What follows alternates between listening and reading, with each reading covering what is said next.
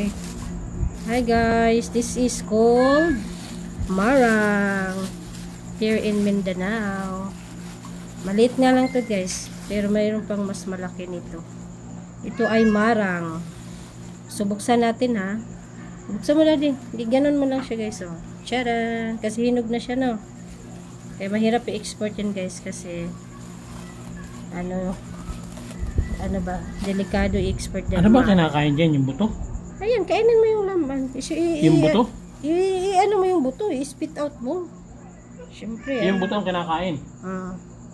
Ito siya guys, ang kainin mo guys. Oh, ito. Sandali ha. So, ganito kainin yung marang guys. Oh.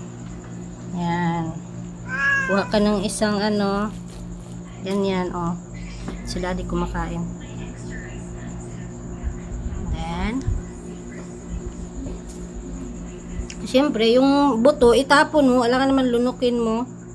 Yan, diba? Oh, itapon mo na siya, guys. Siyempre, yung laman lang kainin mo. Yung nasa